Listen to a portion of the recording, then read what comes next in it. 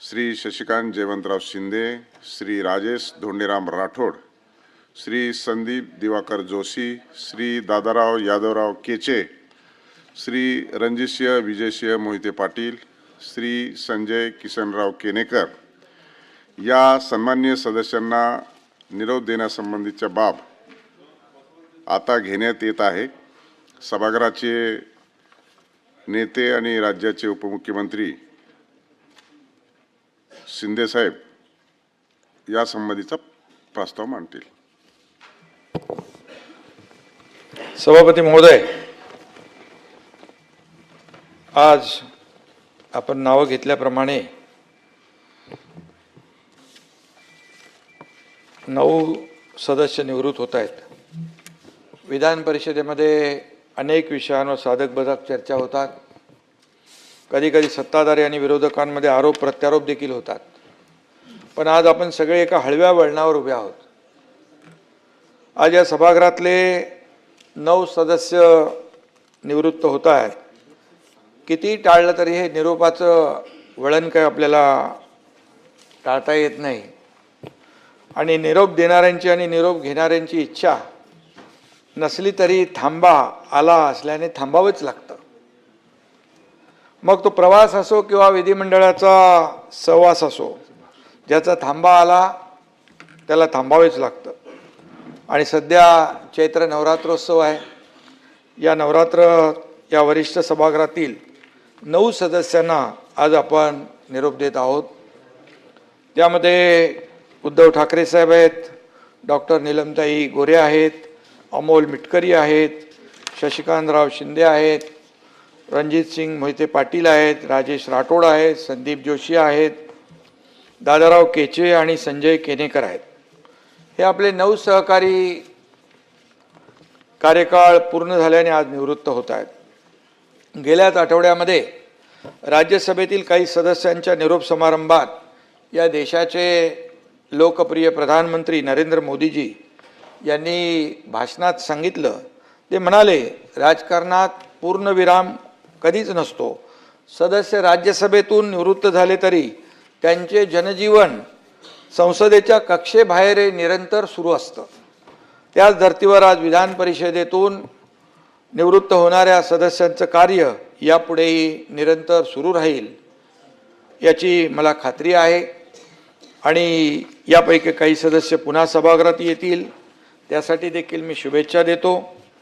राज्याचे माजी मुख्यमंत्री आणि या सदनाचे सदस्य उद्धव ठाकरे साहेब हे आज विधान परिषदेचा निरोप घेत आहेत। त्यांना निरोगी दीर्घायुष्य लाभो अशा मनापासून शुभेच्छा देतो। तसेच त्यांना पुढील राजकीय वाटचालीसाठी देखील खूप खूप शुभेच्छा देतो। आमच्या शिवसेनेच्या फायरब्रँड नेत्या नीलमताई गोरे आज निवृत्त होत आहेत। नीलमताई सलग 24 वर्ष या सभागृहात आहेत। रासू गवई साहेब सर्वाधिक सलग 30 वर्ष या सभागृहाचे सदस्य होते।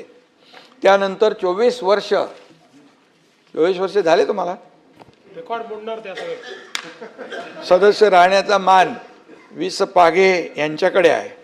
त्या विक्रमाची नीलमताईंनी बरोबरी केली आहे। एक महिला म्हणून उपसभापती पदावर सर्वाधिक काळ राहण्याचा विक्रमही ताईंच्या नावावरच आहे। उपसभापती म्हणून अत्यंत कणखरपणे शिस्तबद्ध काम करून नीलमताईंनी या वरिष्ठ सभागृहाचा सन्मान वाढवलेला आहे, डेकोरम वाढवलेला आहे, याचं पावित्र्य वाढवलेलं आहे, लौकिक वाढवलेला आहे। उपसभापती म्हणून काम करताना आपण त्यांना पाहिलंय, ताईंचा तोल कधी जात नाही, त्या कधीही विचलित होत नाहीत, त्यांच्या चेहऱ्यावरची शांतता कधी ढळत नाही आणि कोण बोललं तर सोडत नाही म्हणाले।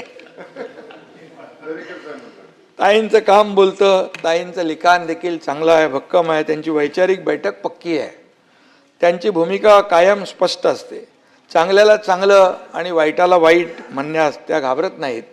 कालच ताईंनी घेतलेल्या एका निर्णयामुळे देखील त्यांची प्रचिती पुन्हा आली आहे।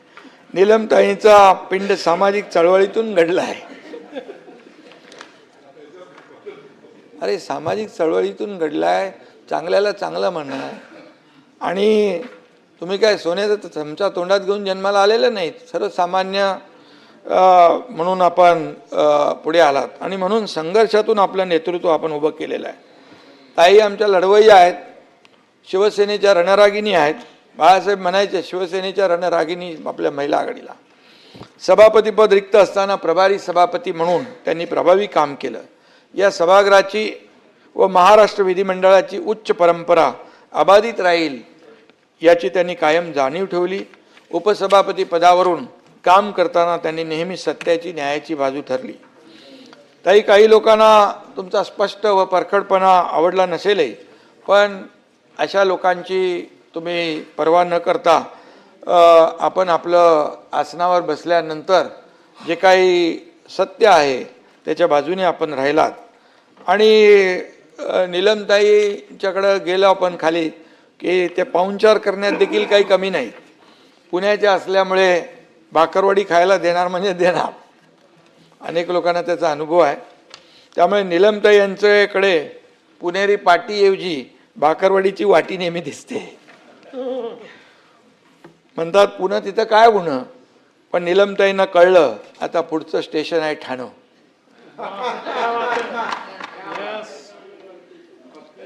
कारण बाळासाहेबांचे विचार आहे ठाण्यानेच जपले, वाढवले, जोपासले. नीलमताईबद्दल सांगायचं म्हटलं तर सभापती महोदय, जिजाईची शिकवण, रमाईची आठवण, शोभून दिसली सावित्रीची लेख, कामात ठरल्या नंबर 1. आणि म्हणून नेतृत्व ज्यांच्या ठाई ठाई आगे बढो नीलमताई. ताई, तुमच्या हातून उत्तम कार्य घडत राहो अशा तुम्हाला मनापासून मी शुभेच्छा देतो. अमोल मिटकरी आमचा तरुण तडफदार सहकारी सुद्धा आज निवृत्त होतोय. अमोल मिटकरी बस नामी काफी आहे. त्यांनी त्याचे सांगितलं होतं ते कसा विधान परिषदेमध्ये आला, ते दादांनी कसं त्याला हेरलं. यांचे नावच अमोल आहे आणि वाणी अमोघ आहे. त्याचा आवाज बुलंद आहे, कणखर आहे आणि झणझणीत देखील आहे. उन्हाळ्यात विदर्भ भयंकर तापतो, त्यातही अकोला जास्ती तापतो. त्यामुळे आपले अमोल मिटकरी हे विदर्भातले फायरब्रँड नेते आहेत, कार्यकर्ते आहेत. एक कडवा कार्यकर्ता आहे. अजितदादांच्या निधनानंतर मिटकरींचं एक हळवं रूपही आपण पाहिलं. जी माणसं वरून तापट वाटतात ती माणसं आतून मायाळू असतात, हे त्यांच्या बोलण्यातून वागण्यातून आपण पाहिलं.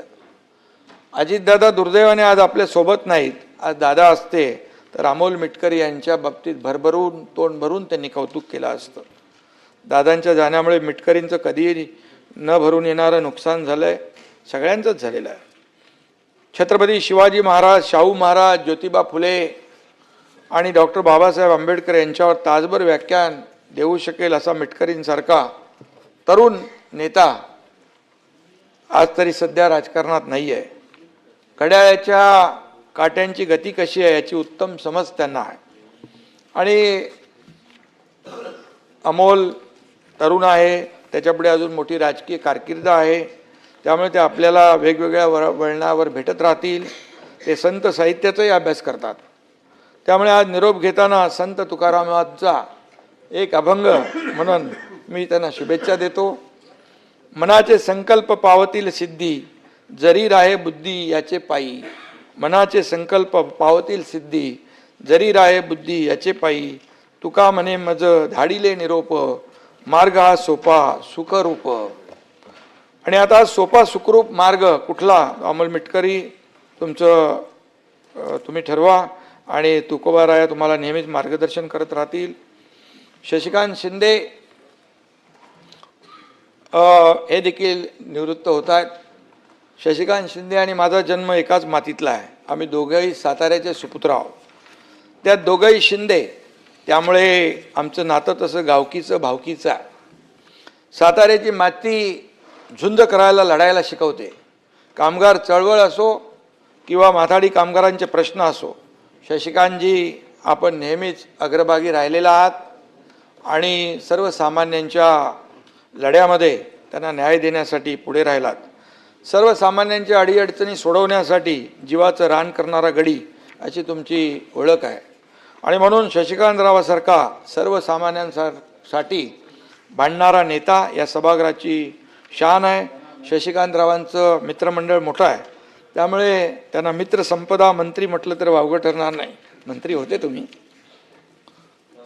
त्याचबरोबर साताऱ्यातल्या जो काही घटना झाली त्याच्याबद्दल बऱ्याचदा चर्चाही झाली. आपण घेतलेली भूमिका देखील सभागृहाने पाहिलेली आहे. आणि म्हणून काही जणांनी घटनेचं राजकारण करण्याचाही प्रयत्न केला, परंतु शशिकांतजींनी सत्याची बाजू घेतली. शिंदे किसी से डरते नहीं और मैदान छोड़ के भागते नहीं हे दाखवलं तुम्ही. त्यामुळे शशिकांतजी एका पक्षाचे प्रदेश अध्यक्ष पण आहेत. त्यामुळे सभागृहात नसला तरी तुमच्या अशी कोणत्या ना कोणत्या कारणाने आपली संबंध येतच राहतील. भावी राजकीय आणि सामाजिक वाटचालीसाठी मी आपल्याला शुभेच्छा देतो. एक शेर बोलतो तुमच्यासाठी. मुसाफिर है हम भी, मुसाफिर हो तुम भी, मुसाफिर है हम भी, मुसाफिर है तुम भी, हर मोड़ पर फिर मुलाकात होती रहेगी. रणजित सिंगजी सभापती महोदय, रणजित सिंगजी मोहिते पाटील हे देखील निवृत्त होत आहेत. सहकार क्षेत्रातील आपला मोठा वारसा आहे.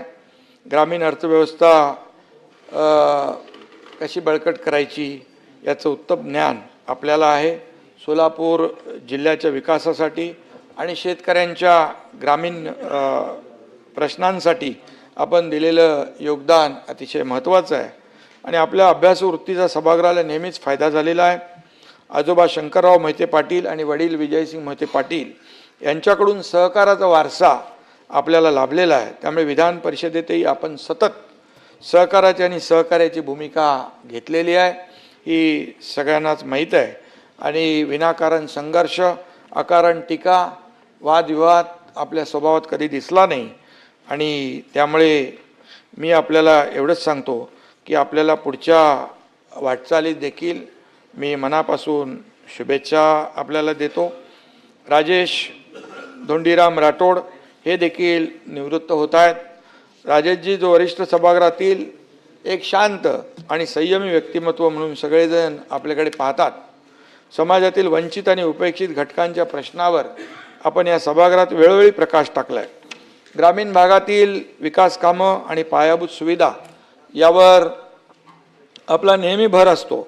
सामाजिक उपक्रमांद्वारे वंचित घटकांना मदत करणं, त्यांना न्याय मिळवून देणं, अशा प्रकारचा परोपकारी स्वभाव आपल्या वागण्यातून नेहमी जाणवला. स्थानिक प्रश्नांना शासन पातळीवर या सभागृहाच्या माध्यमातून देखील मांडण्याचं काम आपण केलं आणि त्यांना देखील न्याय मिळवून देण्याचं काम आपण केलेलं आहे.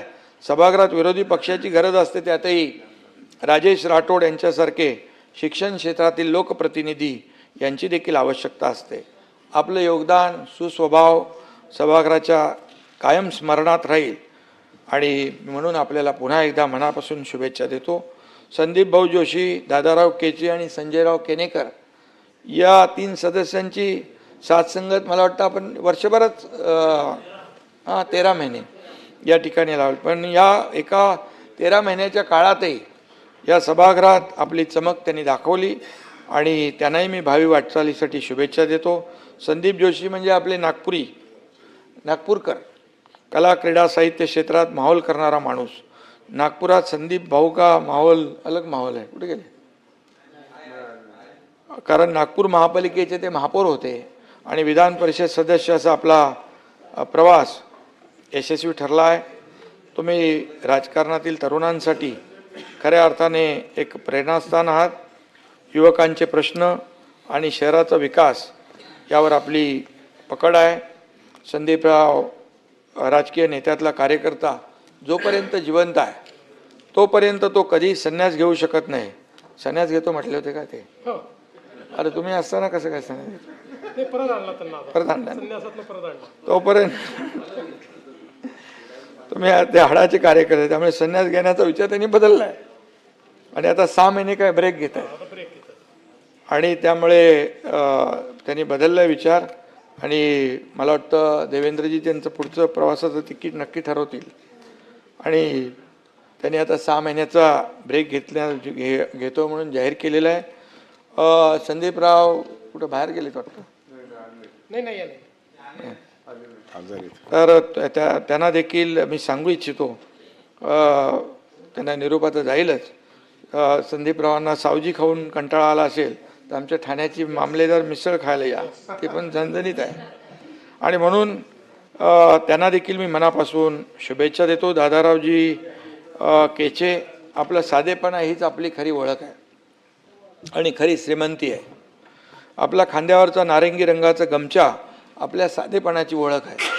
आणि म्हणून आपल्या मतदारसंघातल्या जनतेशी असलेली जी काही नाळ आपली आहे, सर्वसामान्यांशी जे काही संबंध आहेत ते जोपासलेत आपण, आणि जी काही बांधिलकी सर्वसामान्यांशी आपण जोपासलेली आहे ती खऱ्या अर्थाने वाखाणण्यासारखी आहे. तळागाळातल्या कार्यकर्त्याला न्याय देण्याची जी काय भूमिका आणि भावना आपण या ठिकाणी मांडलेली आहे. या सभागृहाच्या माध्यमातून देखील आपण अनेक वेळा सर्वसामान्य गोरगरिबांना न्याय देण्यासाठी त्यांचे प्रश्न या ठिकाणी हिरिरीने मांडताना आपण पाहिलेलं आहे. आणि म्हणून त्यांचं शिक्षणाच्या क्षेत्रात देखील त्यांनी चांगलं काम केलेलं आहे. दादाराव यांना पुढील राजकीय वाटचालीस देखील मी मनापासून शुभेच्छा देतो. आता संजय किसनराव केनेकर, मराठवाड्याच्या मातीतून आलेले एक धडाडीचं नेतृत्व आहे. सभापती महोदय, संभाजीनगरचे माजी उपमहापौर म्हणून आपण लोकांचे प्रश्न सोडवलेत. पक्ष संघटना आणि लोकसेवेचा या ठिकाणी समतोल उत्तम प्रकारे साधला आहे. विद्यार्थी परिषदेपासून ते पक्षाच्या संघटनेपर्यंत विविध पातळीवर त्यांनी काम केलेलं आहे. म्हाडाचे अध्यक्ष म्हणून देखील काम केलं. आणि म्हणून त्यांच्या परिचय वाचताना अभिनयाची आवड आहे असं त्यामध्ये म्हटलं आहे. संजयराव ज्याला अभिनय करता येतो त्याला राजकारणात देखील चांगला स्कोप असतो हे अनेकांना माहीत आहे. गमतीचा भाग सोडा, आज ते परिषदेचा निरोप घेत असले तरी त्यांची भावी राजकीय वाटचाल भरभराटीची असेल अशा प्रकारचा विश्वास या ठिकाणी मी व्यक्त करतो. या निरोपाच्या भाषणांमध्ये मला एवढंच म्हणावंसं वाटतं, ओ जाने वालो हो सके तो फिर लौट के आना. सभापती महोदय, या निवृत्त सदस्यांनी राज्याच्या या वरिष्ठ सभागृहात विविध संसदीय आयुधांचा वापर केला, जनतेचे प्रश्न मांडले. महाराष्ट्राचं हे वरिष्ठ सभागृह जे आहे हे खऱ्या अर्थानं वरिष्ठ आहे. त्याचा नावलौकिक उंचावण्यासाठी या जी काही कामगिरी या सर्व सदस्यांनी केलेली आहे याची दखल विधिमंडळाच्या कामकाजाच्या रूपाने इतिहास म्हणून नक्कीच घेईल. आणि येणाऱ्या पिढ्यांना या कामकाजाच्या नोंदीतून अभ्यासही करता येईल, त्यातून प्रेरणा घेता येईल असा मला विश्वास या ठिकाणी वाटतोय. पुन्हा एकदा मी या सर्वांना शुभेच्छा देत असताना जाता जाता एवढंच सांगतो, सहवास सुटला म्हणून सोबत सुटत नाही, सहवास सुटला म्हणून सोबत सुटत नाही. नुसता निरोप दिल्याने नातं तुटत नाही. निरोपाचा क्षण नाही, शुभेच्छांचा सण आहे. आणि म्हणून निरोपाचा क्षण नाही, शुभेच्छांचा सण आहे. तुमच्या भेटीसाठी पुन्हा आतुर हे मन आहे.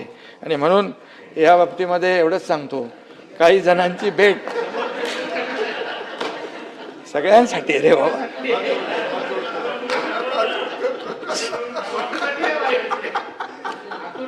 अरे आता हे निरोप समारंभाला बघा, वाईट बोलायचं नसतं, चांगलं बोलायचं असतं. तिळगुळ घ्या, गोडगोड बोलतो आपण ना, तर सगळ्यांसाठी चांगलं आहे. आणि त्यामुळे काही मी का म्हणालो, काही जणांची भेट पुन्हा सभागृहात होईल. काही जण प्रत्यक्ष फील्डवर काम करताना भेटतील, काही जण निवडणुकीच्या रिंगणात समोरासमोर असतील. कुठल्या ना कुठल्या वळणावर आपली भेट होत राहो यासाठी मी तो 4 ओळी बोललो आहे. आणि म्हणून सगळ्यांना पुन्हा एकदा सभापती महोदय खूप खूप शुभेच्छा देतो. सगळ्यांचं मनापासून अभिनंदन करतो आणि पुढच्या सगळ्यांच्याच भावी वाटचालीस मनापासून शुभेच्छा. धन्यवाद. जय हिंद, जय महाराष्ट्र.